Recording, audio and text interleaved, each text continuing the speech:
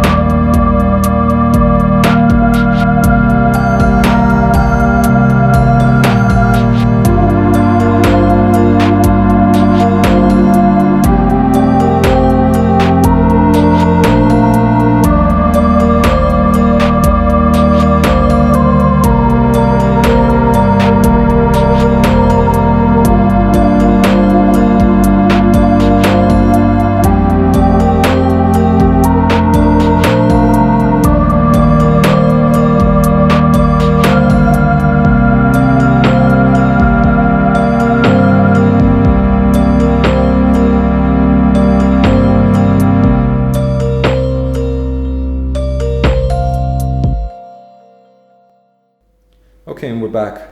So like I said before, the EA81 is the upgraded version of the Caveman EA8. But let's understand the major upgrades that they've done on the EA81 comparing the two. Okay, so let's start out with the color. The EA81 has a tactical opaque black look that reflects less light, while the Caveman has a more of a shiny black color. User interface, the Caveman has one switch, which is a 2-stage switch, and the EA81 has a dual switch. So the reflector.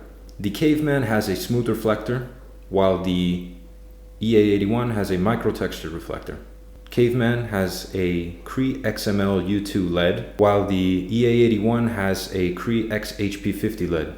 900 lumens, 2150. They both store 8 AA batteries, but they can both also run on 4. and the EA81 is slightly taller than the Caveman.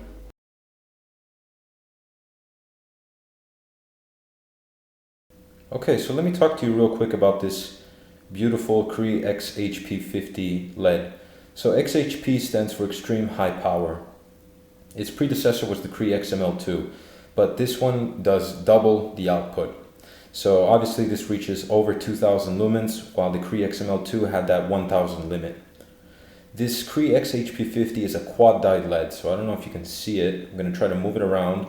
If you can closely see, inside the LED there's 4 divisions. Okay, so it's divided into 4 parts, but they're all part of one. And basically what that does is that it reduces the thermal cost that this LED requires. So basically it has a longer lifetime operating under higher temperatures, and it also helps out your batteries because it doesn't cost as much energy as it would as the Cree XML2. But the unique feature of this flashlight, like I said before, is definitely the combination between the micro textured reflector and the Cree XHP50.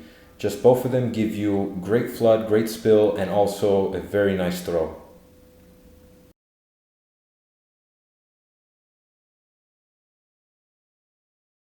Alright, let me show you what's included. So first off, we have the box, the EA81, warranty card, instruction manual, a holster, lanyard, and 2 spare O-rings. So for those who have already seen my reviews and know my opinions on Nitecore, I'll say it again.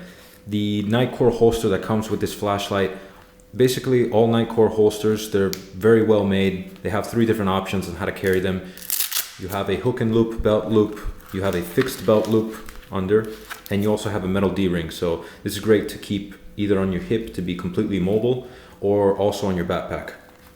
Great hook and loop, very resistant, also with a thick padding right here to protect the head of your flashlight.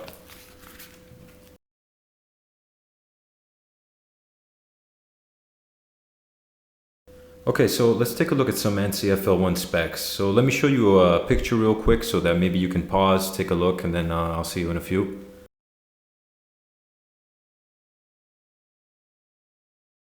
Okay, so as you've seen, she has 5 modes, alright? So we have moonlight mode, or your ultra low, which is 1 lumen. Then you have your low, which is 80 lumens, medium 460, high 1200, and then your turbo 2150. So let's take a look at this in the dark. Let me close the windows real quick. Okay, so let's take a look at the modes. So let's start out with ultra low. So this is 1 lumens and it's going to last you for over 800 hours. To be precise, 810 hours. This is very useful for when you're already familiar with your surroundings. All you need is 1 lumens and you can basically navigate through your house or maybe wherever you are, also in a tent where you need low night vision. You don't want to really startle yourself too much in the dark with a very bright light mode. So let's bump that up, go to low, 80 lumens. This is going to last you for 32 hours. This is probably the mode that's probably going to be used most during an emergency situation because you're not going to use a lot of battery drain. So, you know, your batteries really aren't going to deplete right away with this low mode, and it's more than enough so that you can see what's in front and what's going on. Pump that up, it's going to go to 460. So 460 lumens for 7 hours. This is already quite a lot. This is pretty much gives you a very good over that medium distance, so already entering that far range. 1200 you can see out there, you know, you can really see what's going on, especially if you have a large property. You bump that up again, 2150 lumens, that's going to be the max, and this is just crazy in the dark, especially when you enter that strobe mode. So strobe mode, SOS, beacon, they're all performed at the max output that the batteries can offer in that moment. So going on, beam distance is over 300 meters with this flashlight. The peak beam intensity is 53,300 candela. So like we said before, when in strobe mode, this is crazy. You know, if you're defending yourself, you point this in the face of an aggressor, maybe a wild animal, you can either scare them off or have enough time to counterattack.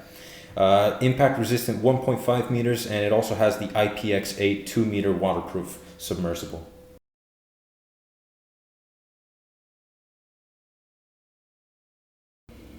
Okay, so let's talk about the user interface. First of all, it's super friendly. Now you have your dual switch right here, okay? So there are two buttons. On the bottom you have your power button, on top your mode button. Power button obviously is going to turn on and off the flashlight. Mode button is going to change modes, but there's also more to this. So like we said before, with the flashlight off, double tap the mode button and you go into strobe ready.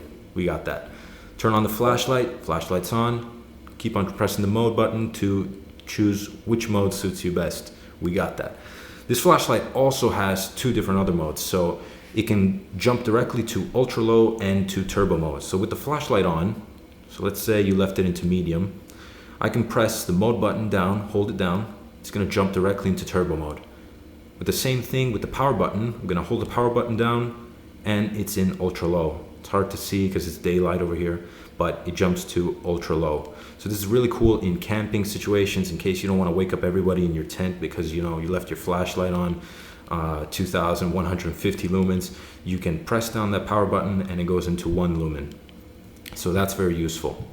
Also, with the flashlight on, in any mode you're in, okay, you hold down the mode button, jumps to strobe, press down again, goes into beacon mode, press down again, and it's in SOS. So that's how you access your 3 special modes. With the flashlight on, just hold down the mode button, keep on holding, hold again, SOS. So very simple, super friendly user interface. Anyone can understand this. It's just so easy to use. There's also a lockout mode. So with the flashlight on, in any mode, okay, so I'm just gonna leave it on medium. I'm gonna press and hold down the power button. You see that blue flash?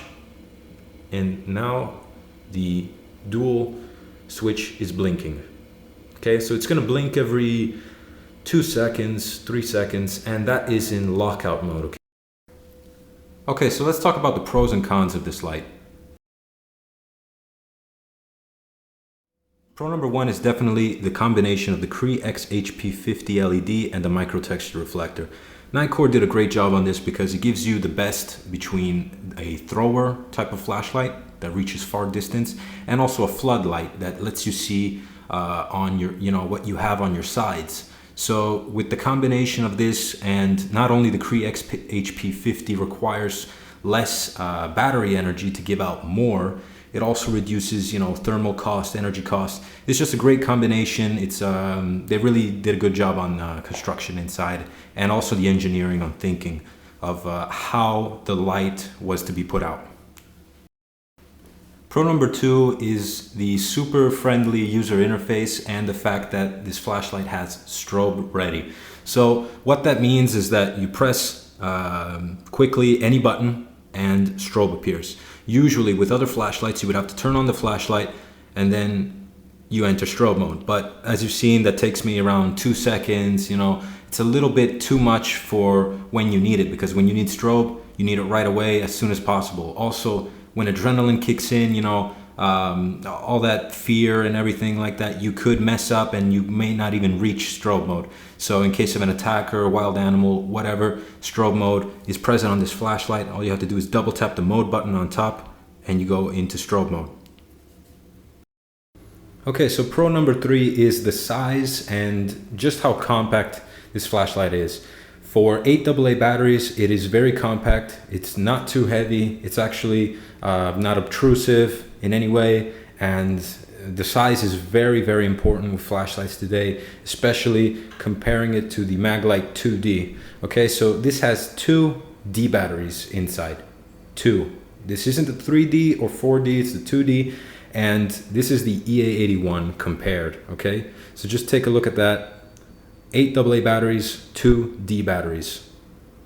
So whoever has had a Maglite or knows what it is, this EA81 is very small for, still housing 8 AA batteries, and they just made a good job on the compact shape and size of this light. Pro number 4 are the light modes. I think they're very well spaced out. I really wouldn't change anything, and they offer a lumen output for almost every type of situation, from your up close, to a medium distance, long distance, and then you have your full blast of a turbo, 2150. Besides that, I think that the medium mode is very, very well calibrated, because it's probably going to be one of the modes that I use the most, to not drain my batteries too much, but to still have a very good view of what's in front of me, and a little bit of distance too. So I think they did a great job on these modes. 5 modes is a beautiful number to have for light modes, because when you have less number, you also have less options. So I do like the fact that it doesn't do those crazy jumps that it goes 1 lumen, 20 lumens, 400 lumens, and then 2000 lumens. There's just so many gaps in certain flashlights. I think they spaced this one out very well. Okay, so I could go on all day with the pros that this flashlight offers, and part of its features, like because it runs on 4 AA batteries, the user interface, the excellent run times, and also modes. The fact that this flashlight comes with a holster, which is very, very important. It's good to have a holster, and a good quality one, very, very good quality, that offers padding for the head of your flashlight. But the ones that I said are basically the most important pros, in my opinion, being a buyer, and the ones that I would recommend. All right, so let's go to the cons.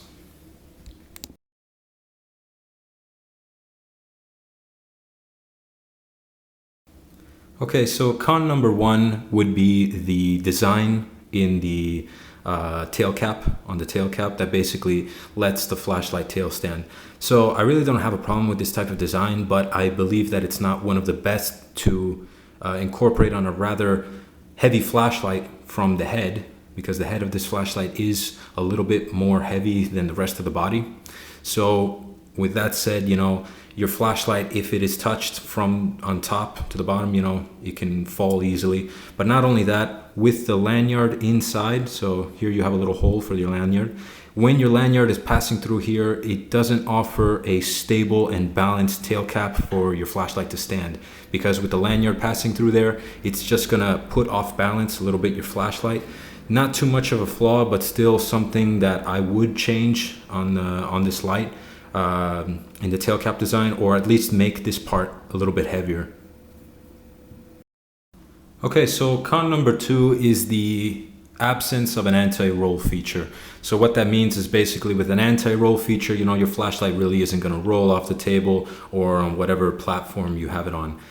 So because there is no anti-roll feature, the whole flashlight is circular. That could be one of the cons of this flashlight, that it's just basically going to roll off easy. And the bigger they are, the harder they fall. So with a heavier flashlight, when it falls down, it's going to be a lot more damage. Nothing, to worry about too much. You just have to be careful on leaving this on an unstable platform. I do have faith that if this flashlight falls down, it is impact resistant. But still, I do prefer an anti-roll feature in my flashlights. All right, guys, so with that said, the cons are very, very minor flaws. Nothing that's going to interfere with the performance or the functionality of this flashlight. They do come from a very, very picky guy. I analyze in depth all flashlights. I wouldn't recommend one that I find is full of problems. And these 2 things that are very, very minor, I really, it really doesn't bother me in any way. It's just an honest point of view of what I would change or like to incorporate into this light. Okay, so let me answer real quick a couple of questions that a lot of people ask themselves. Is it worth it? Is it too much for what I need it to do? What is it for? Who is it recommended for? And etc., etc. All I can say is that, in my opinion, everything that I look for in a flashlight, it has to do 3 things. So the majority of flashlights, especially of this size, and what I'm thinking of using it for. So personal defense, emergency situations, and outdoor situations. Okay, so 3 topics it has to cover. First off, personal defense. What does that mean? It means having a strobe ready on it. Okay, so you want a flashlight that you can get as quickly as possible to its strobe mode. Okay, so in this case, you double tap and it goes into strobe mode. Simple. Not only that, but it also has its beacon mode and the SOS mode. Okay, so personal defense is covered.